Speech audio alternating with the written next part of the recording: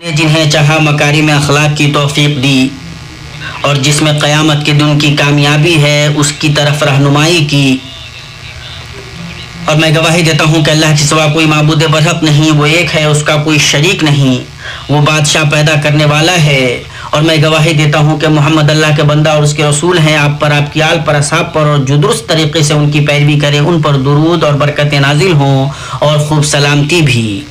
اما بعد، مسلمانوں، قیامت کے دن میزان کے قائم ہونے پر ایمان رکھنے کے عظیم اثرات مرتب ہوتے ہیں، جیسے اللہ عز و جل کے عدل پر یقین اور اس کی معرفت۔ امام ابن ابی العز حنفی شرح عقیدہ طحاویہ میں فرماتے ہیں،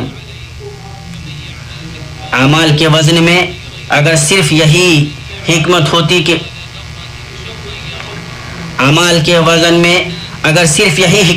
کہ تمام بندوں کے لیے اللہ کے عدل کا ظہور ہو تو بھی یہ حکمت بہت تھی، اس لیے کہ اللہ کو سب سے بڑھ کر عذر پسند ہے، اسی لیے اس نے رسولوں کو ڈرانے والا اور خوشخبری سنانے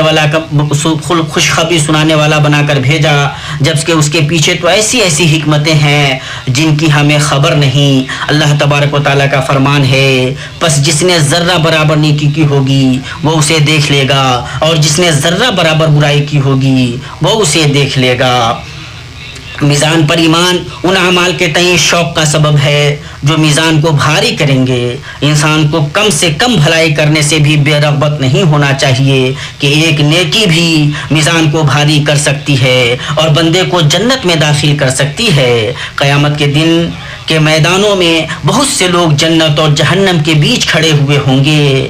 یہ وہ لوگ ہوں گے جن کی نیکیاں اور برائیاں برابر ہوں گی۔ وہ جنتیوں کو دیکھیں گے اور انہیں ان کی علامتوں سے پہچان لیں گے اور ایک نیکی کی تمنا کریں گے اور ان کے ساتھ ایک نیکی کی تمنا کریں گے تاکہ وہ ان کے ساتھ ہو جائیں، لیکن انہیں اس کی سکت نہیں ہوگی۔ اللہ کا فرمان ہے، اور آراہ پر بہت سے آدمی ہوں گے، وہ لوگ ان کو ان کے قیافہ سے پہچان لیں گے،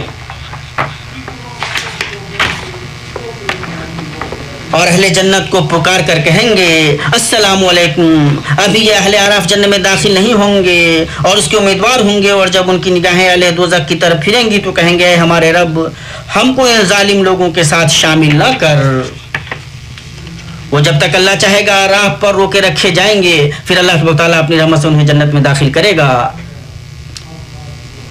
اور صحیح مسلم میں ہے، اللہ کے نبی صلی اللہ علیہ وسلم نے فرمایا، کسی بھی بھلائی کو حقیر نہ جانو، گرچہ تم اپنے بھائی سے کسی بھی بھلائی کو حقیر نہ جانو، گرچہ تم اپنے بھائی سے حشاش بشاش چہرے سے ہی ملو۔ اللہ کا فرمان ہے، پھر جس کے پلڑے بھاری ہوں گے تو وہ دل پسند آرام کی زندگی میں ہوگا، اور جس کے پلڑے ہلکے ہوں گے اس کا ٹھکانہ ہاویہ ہے۔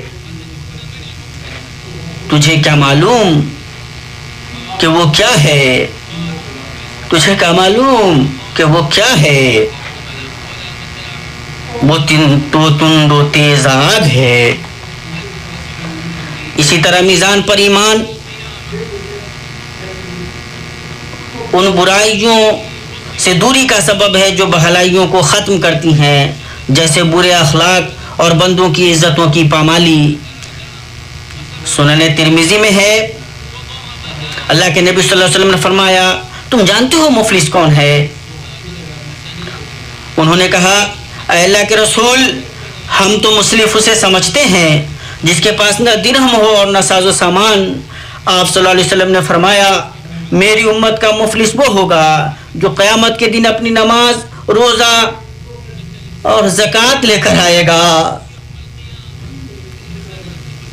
اور اسے گالی دی ہوگی، اس پر بہتان لگایا ہوگا، اس کا مال کھایا ہوگا، اس کا خون بہایا ہوگا اور اسے مارا ہوگا، پھر وہ بیٹھے گا اور یہ اس کی نیکیوں میں سے بدلہ لے گا اور یہ اس کی نیکیوں میں سے بدلہ لے لے گا۔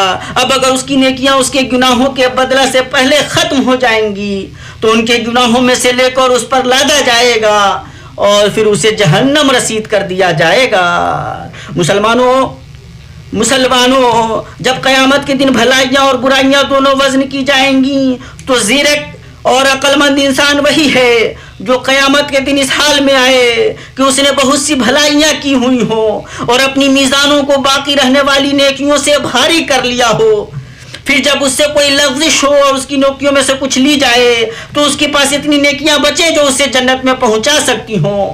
اور مصنف ابن ابی شیبہ میں ہے، عمر رضی اللہ عنہ نے فرمایا اپنے نفس کا محاسبہ کرو قبل اس کے کہ تمہارا محاسبہ ہو، اور اپنے آپ کو وزن کرو قبل اس کے کہ تمہیں وزن کیا جائے، اور بڑی پیشی کے لیے آراستہ ہو جاؤ، جس دن تم پیش کیے جاؤ گے اس دن تمہاری کوئی چیز پوشیدہ نہیں رہے گی۔ ایمانی بھائیو، ابھی وبا باقی ہے، اس لیے ہمارے لیے ضروری ہے کہ ہم وزارت صحت کی ہدایات پر عمل کریں اور یہ ولی الامر کی اطاعت میں سے ہے تاکہ وبا کو پھیلنے سے روکا جائے، اور یہ شرعی ذمہ داری ہے تاکہ جانوں کی حفاظت ہو۔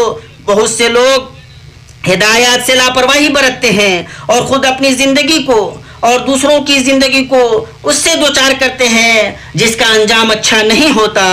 ہم اللہ جل جلالہ سے اس کے اسماء الحسنی اور صفات عالیہ کے واسطے سے سوال کرتے ہیں کہ وہ ہم میں سے وبا اٹھا لے، کہ وہ ہم سے یہ وبا اٹھا لے اپنی رحمت، فضل اور جود و کرم سے۔ اے اللہ، اے حی و قیوم،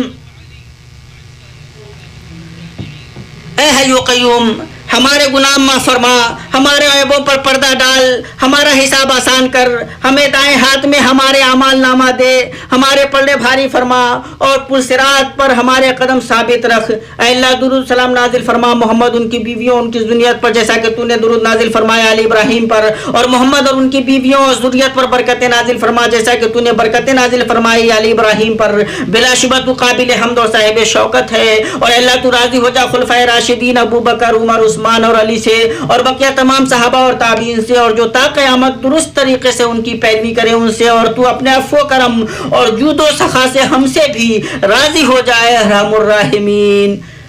اے اللہ، اسلام اور مسلمانوں کو غلبہ عطا کر، اے اللہ اسلام اور مسلمانوں کو غلبہ عطا کر، اے اللہ اسلام اور مسلمانوں کو غلبہ عطا کر۔ اس ملک کو اور بقیہ مسلمانوں کے تمام ملکوں کو پرامن اور پرسکون بنا۔ اے اللہ ذوالجلال والاکرام، ہر جگہ مسلمانوں کے احوال درست فرما۔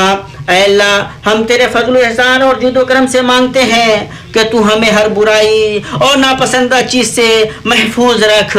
اے اللہ، ہم ناقابل برداشت بلا سے، ہلاکت سے، سوء قضا سے اور ایسی مصیبت سے تیری پناہ چاہتے ہیں جس سے دشمن کو خوش ہونے کا موقع ملے۔ اے اللہ، تو مہنگائی، وبا، ریا، زنا، زلزلہ، آزمائش اور ظاہر و باطن برے فتنوں کو ہم سے دور کر۔ اے اللہ، ہم تجھ سے ہر بھلائی کا سوال کرتے ہیں، دنیا و آخرت میں دونوں کی بھلائی کا، جسے ہم جانتے ہیں اور جسے ہم نہیں جانتے، اور ہم تجھ سے ہر برائی سے پناہ مانگتے ہیں، دنیا و آخرت دونوں کی برائی سے، جسے ہم جانتے ہوں یا نہ جانتے ہوں۔ اے اللہ، ہم تجھ سے جنت مانگتے ہیں۔ اے اللہ، اور ان قول و عمل کا تم سے سوال کرتے ہیں جو جنت سے قریب کریں، اور ہم تجھ سے جہنم سے پناہ مانگتے ہیں، اور ان قول و عمل سے پناہ مانگتے ہیں جو جہنم سے قریب کریں۔ اللہ، تمام معاملات میں ہمارے انجام کو اچھا کر، ہمیں دنیا کی رسوائی اور آخرت کے عذاب سے بچا۔ اے اللہ ذوالجلال والاکرام، اے اللہ ہمارے مریضوں کو شفا دے۔ اے اللہ ہمارے کمزوروں کا تو ہو جا۔ اے اللہ ہمارے میت پر رحم فرما۔ اے اللہ خادم حرمین شریفین کو تو اپنی مرضی اور منشا کے مطابق عمل کی توفیق دے، اور انہیں اسلام اور مسلمانوں کی طرف سے بہتر بتا دے۔ اے اللہ انہیں اور ان کے ولی عہد کو، امین ولی عہد کو اس کی توفیق دے جس میں اسلام اور مسلمانوں کی بھلائی ہو۔ اے اللہ مسلمانوں کے تمام سربراہوں کو تو اپنی مرضی اور منشا کے مطابق عمل کی توفیق دے۔ اے اللہ تو اپنے کرم احسان سے ارحم الراحمین، اے اللہ ہمارے ملک کی سرحدوں پر تعینات ہمارے لشکروں کی مدد فرما۔ تیرے سوا کوئی معبود برحق نہیں۔ اے اللہ تیری ذات پاک ہے۔ اے اللہ ہم ہی ظالموں میں سے ہیں۔ اے